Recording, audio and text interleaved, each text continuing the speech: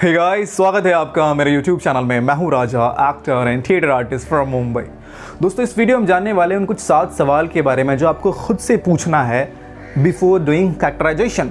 अगर इन 7 सवाल के जवाब अगर आपने ढूंढ लिए तो आपके लिए कैरेक्टराइजेशन करना बहुत ही आसान हो जाएगा, क्योंकि इन सवालों के जवाब मात्र से आप कैरेक्टर के बारे में बहुत कुछ डिटेल जान जाओगे।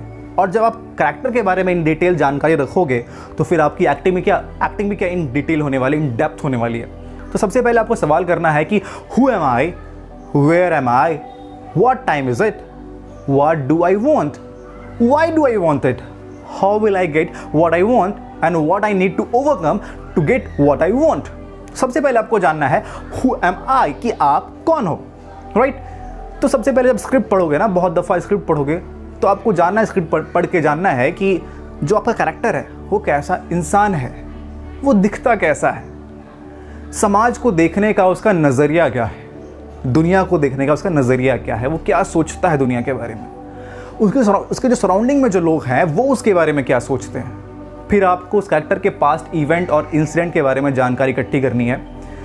कुछ इवेंट और इंसिडेंट के बारे में जानना है जो उसकी ज़िंदगी में बहुत इम्पैक्ट डाला, उसे वो बनाया है जो वो आज स्क्रिप्ट में दर्शाया गया है।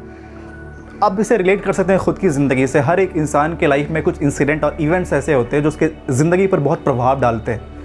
फिर वो इंसान कंप्लीटली बदल जाता है, वो बन जाता है जो वो आज है। तो आपको अपने कैरेक्टर की वो इवेंट और इंसिडेंट ढूंढने पड़ेंगे। फिर आपको जानना है कि वेयर एम आई। जब आप स्क्रिप्ट पढ़ोगे तो बहुत आसानी से आपको इसका जवाब मिल जाता है कि आपका जो कैरेक्टर है वो कहाँ है। पर एज एन एक्टर जो आपके लिए जानना बहुत ज़रूरी है कि आपका कैरेक्टर कैसा फील कर रहा है उस जगह पे आकर, राइट। फिर आपको जानना है कि एक बात तो आप जानते होंगे कि लोग डिफरेंटली बिहेव करते हैं डिफरेंट जगह पर। पब्लिक जगह पर अगर आप हो तो आप डिफरेंटली बिहेव करोगे, अगर आप प्राइवेट जगह पे हो तो आप डिफरेंटली बिहेव करोगे।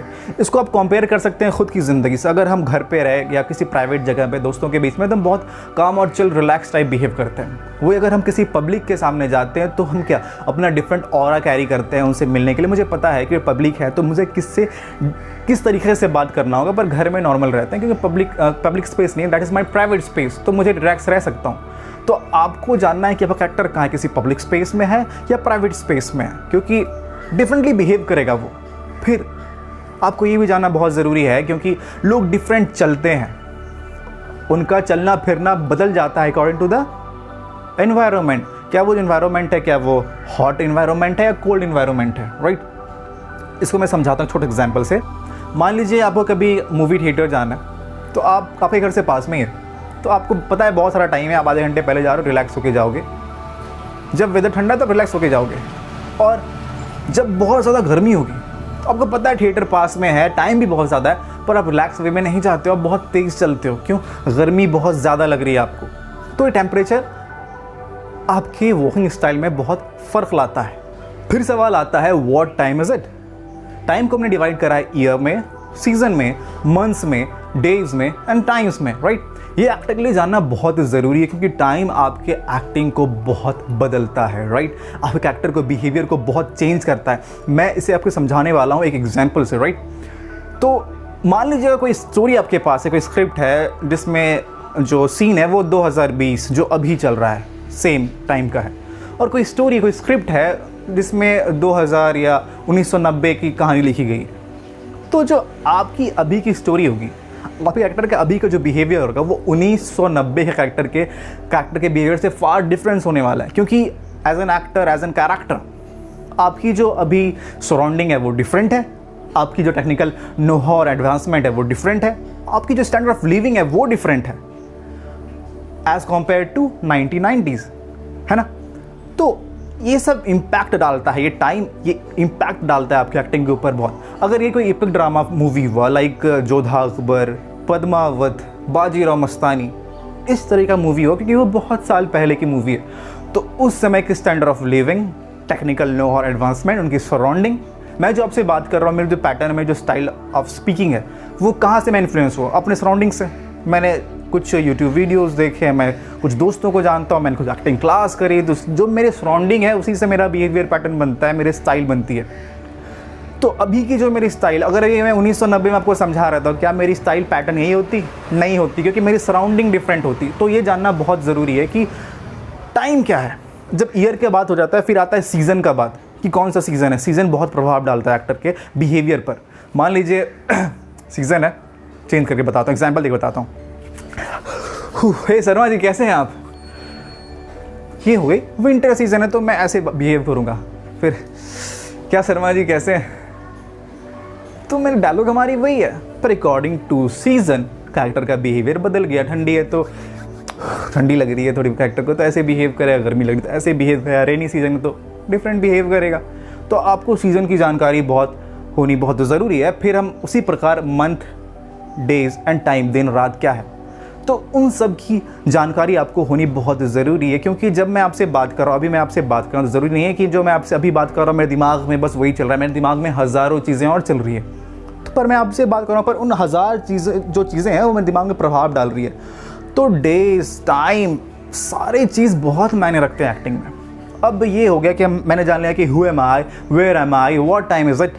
तो हम तीनों चीज़ों के बारे में जान लिया। फिर हमें जानना है कि व्हाट डू आई वांट, कि मैं क्या चाहता हूँ, मुझे जो कैरेक्टर उसे क्या चाहिए, उसको किस चीज़ की ज़रूरत है। तो किसी भी एक्शन के लिए आपको ऑब्जेक्टिव जानना बहुत ज़रूरी है, क्योंकि ऑब्जेक्टिव ही है जो एक्शन के लिए ज़िम्मेदार होता है। आपके पास अगर कोई ऑब्जेक्टिव हो तभी तो आप एक्शन करेंगे, है ना। तो आपको जानना है कि आपका कैरेक्टर क्या चाहता है, क्योंकि वो आपके कैरेक्टर को मूव कराने में मदद करेगा, एक्शन में मदद करेगा। तो मान लीजिए आपका कैरेक्टर है जिसे आपके रिश्तेदार के यहाँ जाना है और क्योंकि उसको कुछ पैसे उधार चाहिए, तो सबसे पहले आपके पास ऑब्जेक्टिव है कि आपके पैसे उधार चाहिए। ऑब्जेक्टिव के साथ साथ आपके पास कैरेक्टर को मोटिवेशन होना बहुत ज़रूरी है, क्योंकि वही आपके एक्टिंग में डेप्थ लाता है। मोटिवेशन क्या मिला आपको रिश्तेदार के यहाँ जाने का, है ना। मोटिवेशन मिला तब तो आप रिश्तेदार के यहाँ जा रहे हो। फिर आपके पास ऑब्जेक्टिव भी है कि आपको रिश्तेदार से कुछ उधार पैसे चाहिए, तब आप रिश्तेदार के यहाँ जा रहे हो। तो आप जान लिए कि व्हाट डू आई वांट, आपको उधार पैसे चाहिए। फिर सवाल आता है why do I want it, आपको क्यों चाहिए। दोस्तों इसका जवाब मैं देता हूं, थोड़ा भूल गया हूं। दोस्तों अब सवाल आता है कि why do I want it, आपको वो क्यों चाहिए।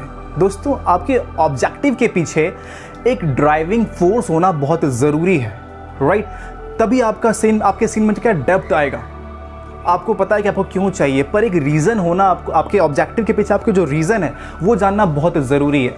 तभी जो आपकी एक्टिंग क्या होगी, कन्विंसिंग होगी। और एक बार आप रीज़न जान गए ना, तो आपकी जो इमोशंस है वो ऑटोमेटिकली आने वाली है, क्योंकि आपकी रीज़न आ गया तो आपके सीन में क्या टेंशन डेवलप हो गया, आपको पता है आपको क्यों चाहिए वो चीज़ें। मैं एग्जाम्पल समझाता हूँ कि जैसे मैंने बताया आप रिश्तेदार के यहाँ जा रहे हैं क्योंकि आपको पैसे चाहिए, तो आप ये जान गए कि आपको क्या चाहिए, पर क्यों चाहिए, वो पैसे आपको क्यों चाहिए, रीज़न जाना है। आपका ऑब्जेक्टिव तो मिल गया कि आपको पैसे चाहिए, but you need to know कि रीज़न क्या है, क्यों चाहिए पैसे। तो रीज़न ये है कि आपके बच्चे की 10th की एग्ज़ाम है और आपने उसके फ़ी का आखिरी इंस्टॉलमेंट नहीं दिया। अगर आप इंस्टॉलमेंट नहीं पे करोगे, फ़ी पे नहीं करोगे, तो आपका जो बच्चा वो 10th एग्ज़ाम नहीं दे पाएगा। तो आपको रीज़न पता है, उसका पूरा साल, उसकी ज़िंदगी ख़राब हो जाने वाली, उसके पूरा एक साल चला जाएगा। तो अब आपको पता है रीज़न। तो अब जो आपकी कन्विंसिंग पावर होगी, आप जो पैसा मांगोगे तो उसमें जो कन्विंसिंग पावर, आप जो उसमें फोर्स, जो पोटेंशियल डालने वाले हो, वो बहुत फार वास्ट डिफरेंट होने वाला है जो आप पहले करते हैं। क्योंकि आप अपने ऑब्जेक्टिव के बाद उसके डेप्थ पॉइंट ऑफ व्यू क्या जाना, रीज़न जान लिया कि Y do I want it.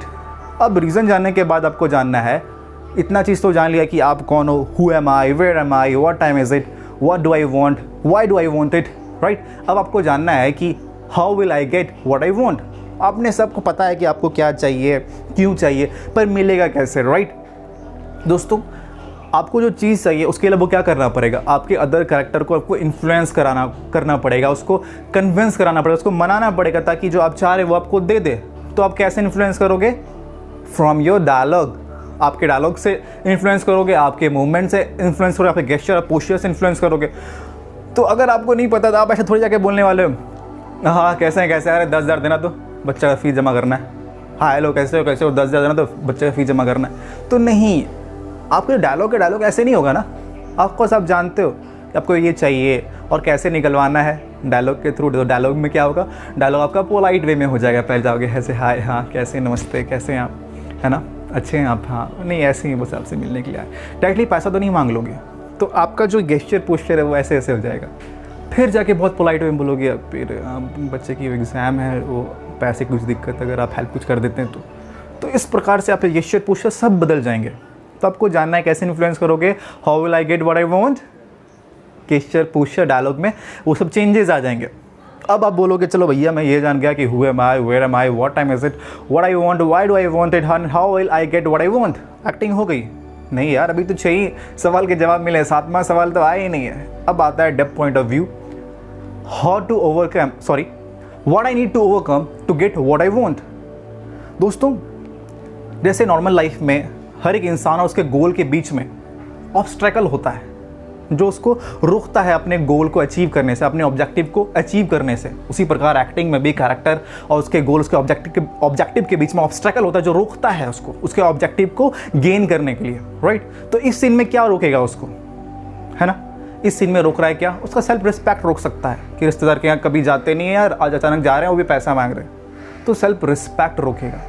तो आपको क्या है, आपके अंदर वो इनर कॉन्फ्लिक्ट चलनी चाहिए। आप जाके सिर्फ पैसे मांग लोगे नहीं, आपके दिमाग में वो इनर कॉन्फ्लिक्ट भी चलना चाहिए, कितना ख़राब लग रहा है मैं जाके पैसे मांग रहा रिश्तेदार के, एक तो साल भर के बाद जा रहा हूँ मिलने के लिए, वही पैसे मांगने के लिए जा रहा हूँ। तो वो इनर कॉन्फ्लिक्ट चलना चाहिए, आपके अंदर वो खुद की फाइट होनी चाहिए, है ना। अब उस पर जीतोगे तभी आपका जो रीज़न ऑब्जेक्टिव वो पूरा होगा। तो इतनी सारी चीज़ें, सिर्फ जाके डायलॉग डिलीवरी नहीं करनी, सिर्फ डायलॉग डिलीवरी और बोलना इज़ नॉट एन एक्टिंग, आपको इन सारी सिचुएशन को समझना पड़ेगा। तो जब आपके अंदर इनर कॉन्फ्लिक्ट चलेगा ना, तो आपकी एक्टिंग में, आपकी आंखों में, आपके मूवमेंट में डेप्थ दिखने वाला। हमारे एक्टिंग में क्या चाहिए, डेप्थ ही तो चाहिए।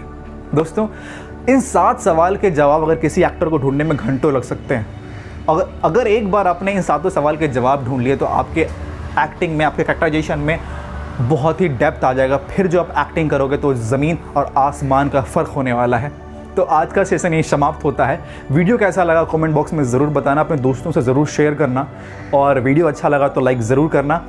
मैं अपने इसी चैनल पे एक सेशन और चलाता हूँ, वेलकम टू मुंबई हेल्प। जो भी लोग मुंबई आना चाहते हैं, चीज़ों के बारे में जानकारी चाहते हैं कि मुंबई में क्या कैसे एक्टर के बारे में से कैसे रहना है, कहाँ खाना है, कहाँ रहना है, चीप एंड बेस्ट चीज़ें, जितनी भी सवाल नॉर्मल सवाल होते हैं, मैं उस प्लेलिस्ट में मैं सब शेयर करता हूँ उस वीडियो में।